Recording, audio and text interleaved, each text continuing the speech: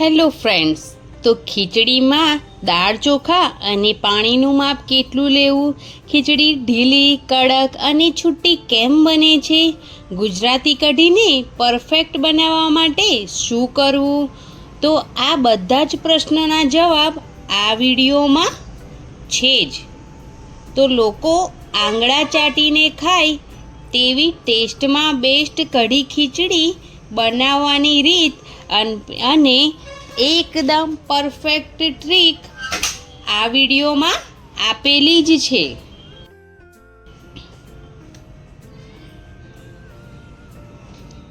તો તમને જો આ વિડીયો પસંદ આવે તો પ્લીઝ મારી ચેનલને જરૂરથી સબસ્ક્રાઈબ કરી લેજો. સ્વાગત છે તમારું મારી ચેનલ વાઘેલા ખાના ખજાનામાં.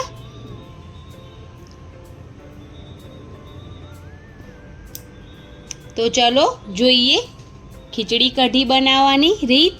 તો મેં અહીંયા 3 વાટકી ભરીને ચોખા લીધા છે અને મેં અહીંયા ગુજરાત 17ના ચોખા લીધા છે. તમારી પાસે જે ચોખા હોય તે લેવાના છે, પણ તમારે બાસમતી ચોખાનો ઉપયોગ નથી કરવાનો.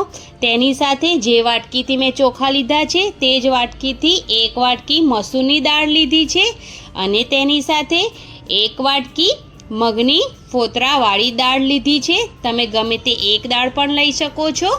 બંને દાળ નાખવાથી એકદમ મીઠી ખીચડી બનીને રેડી થાય છે, એટલે મેં બંને દાળ લીધી છે. તો હવે આપણે ચોખા દાળને મિક્સ કરી લઈશું.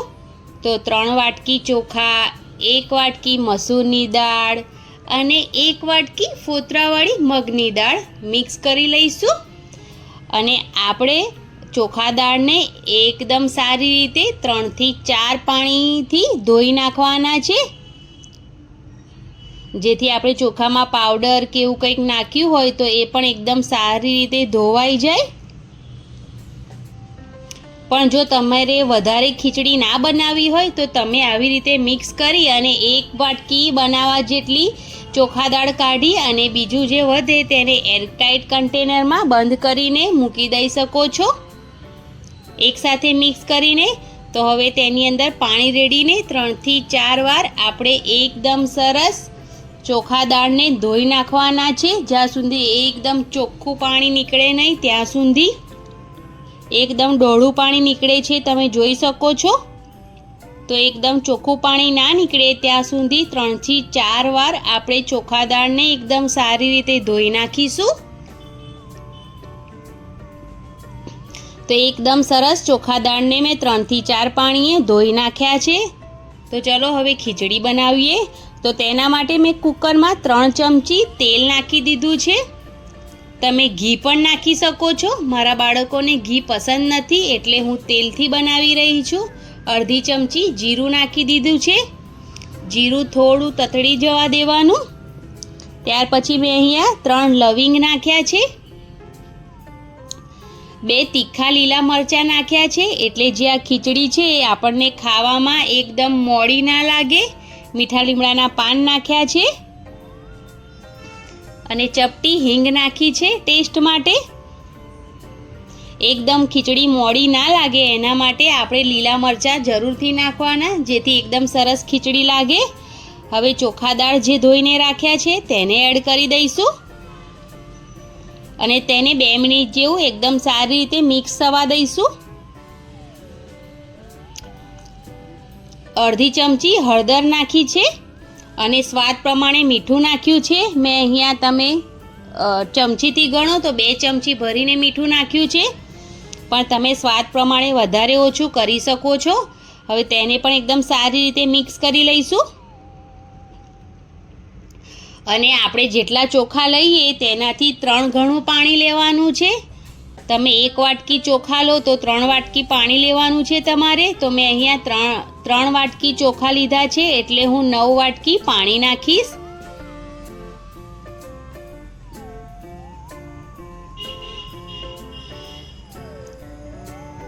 જો તમારે એકદમ વધારે ઢીલી ખીચડી જોઈતી હોય તો તમે તેનાથી અડધી વાટકી પાણી વધારે નાખી દેવાનું, તો એકદમ ઢીલી ખીચડી તમને મળી જશે બનીને.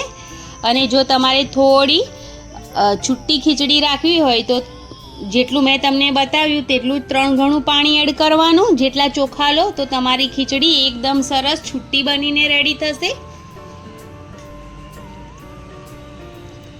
તો 9 વાટકી મેં પાણી એડ કરી દીધું છે. હવે એકદમ સારી રીતે આપણે મિક્સ કરી લઈશું ચોખા દાળને પાણી સાથે. અને હા, જ્યાં સુધી થોડું પાણી ઉકળી ના જાય ત્યાં સુધી આપણે કુકરને ઢાંકણ નથી લગાવવાનું. જો તમે આ રીતે કરશો તો જે આપણે જ્યારે કુકરનું ઢાંકણ લગાવીને સીટી વાગે ત્યારે બધું પાણી બહાર ના નીકળે. અને આ એક સરસ ઉપાય છે કે ઢાંકણ ઉપર એક અંદરની સાઈડ પર તમારે ઘી લગાડી દેવાનું છે, રિંગ પર પણ ઘી લગાડી દેવાનું છે, જેથી બિલકુલ પાણી બહાર નહીં આવે. 1-2 વાર મિક્સ કરતા રહીશું જેથી મીઠું એકદમ સારી રીતે પાણી સાથે ભળી જાય. તમે જે કુકરની અંદરની સાઈડ પર ઘી લગાવશો તો જ્યારે સીટી વાગશે ત્યારે બિલકુલ પાણી બહાર નહીં ઉભરાય અને ગેસ સહેજ પણ નહીં બગડે અને કુકર પણ નહીં બગડે. થોડા તાજા ધાણા ઝીણા કટ કરીને નાખવાના છે, જેનો ખૂબ જ સરસ ટેસ્ટ આપણી આ ખીચડીમાં આવે છે. તો હવે આપણે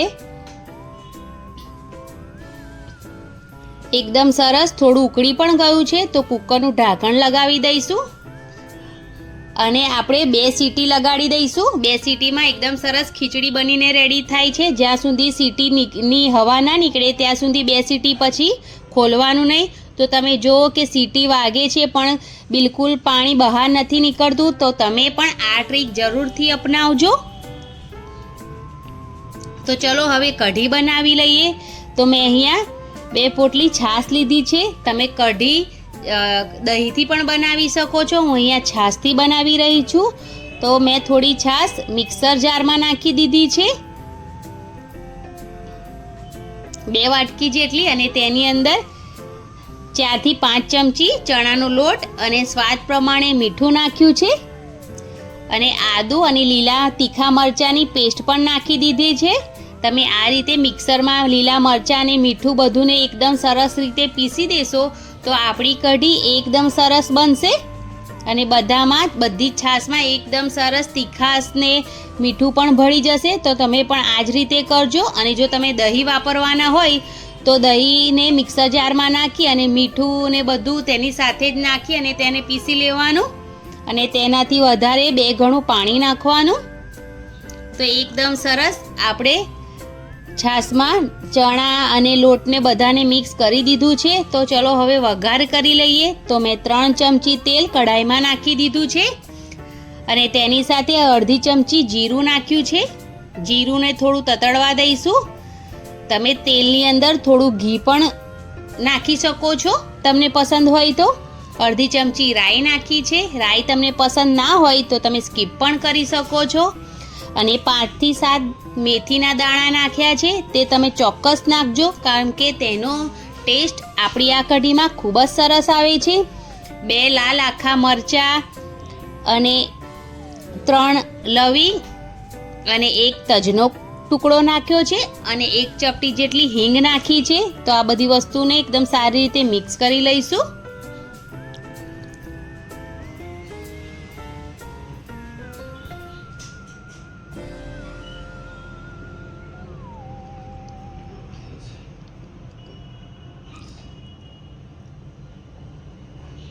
મીઠા લીમડાના પાન નાખી અને થોડું પાણી નાખી દેવાનું. પહેલાં આપણે જે છાશ રેડી કરી છે તેને નથી નાખવાની.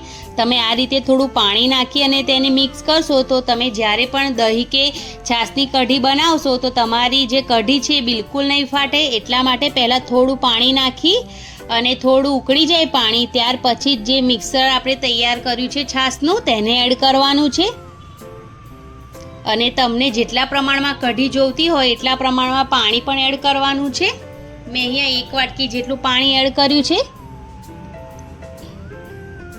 અને હવે આપણે તેને 10 મિનિટ જેવું ઉકાળવાનું છે. બિલકુલ ફાસ્ટ ગેસ પર જ આપણે આ કઢીને બનાવવાની છે અને ઉકાળતા જવાનું છે અને હલાવતા પણ જવાનું છે જેથી આપણું જે બેસન છે એ તળિયે ચોંટે નહીં. અને જો તમે તેને મૂકીને કંઈ બીજું કામ કરશો તો કઢી ઉભરાઈ જશે. એટલે 10 મિનિટ જેવું બિલકુલ કશું કામ નથી કરવાનું અને આપણે કઢીને જ પહેલાં બનાવવાની છે. તો એ તમારે ખાસ ધ્યાન રાખવાનું છે. આપણે જે ગરમ મસાલા નાખ્યા છે તેનો પણ ટેસ્ટ 10 મિનિટ કઢી આપણે ઉકાળીશું તો સરસ મજાનો આવી જાય છે અને આપણી કઢી ખૂબ જ સરસ લાગે છે.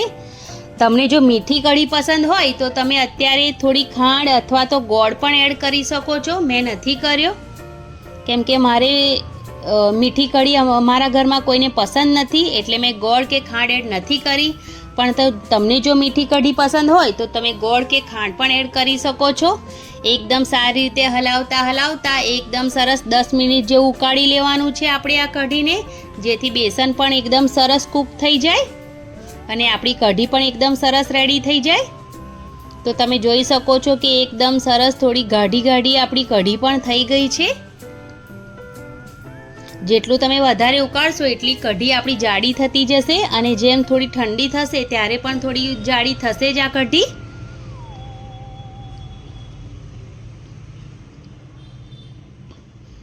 આ કઢી તમે એકવાર જરૂરથી બનાવજો, ખૂબ જ સરસ ટેસ્ટ આવે છે. એકદમ સરસ ગરમ મસાલા અને મીઠા લીમડાના પાન, આદુ લસણની પેસ્ટ બધાનો ખૂબ જ સરસ કલર આવે છે. અને હવે આપણી કઢી 10 મિનિટ જેવું આપણે ઉકાળી લીધી છે તો લાસ્ટમાં થોડા તાજા ધાણા નાખી દઈશું, જેનો ફ્લેવર આ કઢીમાં ખૂબ જ સરસ આવે છે. અને તેને પણ એકદમ સારી રીતે 1-2 મિનિટ મિક્સ કરી લઈશું કઢી સાથે. તો એકદમ સરસ આપણી ગુજરાતી કઢી રેડી થઈ ગઈ છે. તો હવે આપણે ખીચડી જોઈ લઈએ. ઓહો ખીચડી પણ એકદમ સરસ આપણી રેડી થઈ જ ગઈ છે. હું તમને થોડું બતાવી દઉં. જો છે ને એક દાણો ખીચડીનો છૂટો. જો તમારે થોડી ઢીલી જોઈતી હોય તો મેં કીધું એ પ્રમાણે થોડી અડધી વાટકી પાણી તમે વધારે નાખી દેવાની, જેથી એકદમ ઢીલી ખીચડી પણ બની જાય. પણ તમને જો આવી છૂટી જોઈતી હોય તો તમે આટલું જ પાણી એડ કરજો અને હાથેથી દબાવીએ તો એકદમ સારી રીતે દબાઈ પણ જાય છે. તો હવે ચલો આપણે સર્વ કરી લઈએ એકદમ સરસ ગુજરાતી ખીચડી. અને એ પણ આપણે સરસ લીલા મરચાં એવું નાખ્યું છે જેના લીધે આપણી ખીચડી એકદમ સરસ થોડી તીખાશ પડતી એવી લાગશે. તેની સાથે આપણે કઢી પણ કાઢી લઈએ તો કઢી પણ એકદમ સરસ રેડી થઈ ગઈ છે. તો છે ને એકદમ આસાન રીત કઢી ખીચડીની. અને ખીચડી પર ઘી તો નાખવું જ પડે, નહીં તો મજા જ ના આવે. તો થોડું ઘી નાખી દેવાનું અને ગરમ ગરમ કઢી ખીચડીની મોજ માણવાની. ગુજરાતી કઢી ખીચડીની આ રેસીપી તમને ખૂબ જ પસંદ આવશે. મેં કમ્પ્લીટ માપ સાથે અને કમ્પ્લીટ ટ્રીક સાથે મેં તમને આખી રેસીપી આપી છે. તો તમને જો હજુ પણ કોઈ પ્રશ્ન હોય તો તમે મને કોમેન્ટ બોક્સમાં જરૂરથી જણાવજો, હું તમને જરૂરથી રિપ્લાય આપીશ. અને એકદમ સરસ આપણી કઢી ખીચડી બનીને રેડી થઈ ગઈ છે. એકદમ દાણે દાણો છૂટો અને એકદમ જબરજસ્ત અને ખાવામાં એકદમ મીઠી, કેમ કે આપણે મગની દાળ અને મસૂરની દાળ નાખી છે જેના લીધે આપણી ખીચડી એકદમ સરસ મીઠી બનીને રેડી થાય છે. તો તમને જો મારી આ ગુજરાતી કઢી ખીચડીની રેસીપી પસંદ આવી હોય તો પ્લીઝ મારી ચેનલને જરૂરથી સબસ્ક્રાઈબ કરજો અને લાઈક જરૂરથી કરજો. તમે જો આ કઢી ખીચડી બનાવો તો તમારી કઢી ખીચડી કેવી બની એ મને કોમેન્ટ બોક્સમાં જરૂરથી જણાવજો. અને તમારા ફેમિલી મેમ્બર અને ફ્રેન્ડ્સમાં આ વિડીયોને જરૂરથી શેર કરજો. તો મળીએ એક નવા વિડીયો સાથે. ત્યાં સુધી કઢી ખીચડી તમે જરૂરથી બનાવો અને આ ગરમીમાં મોજ માણો એકદમ જબરજસ્ત કઢી ખીચડીની. તો ચલો, take care. Thanks for watching.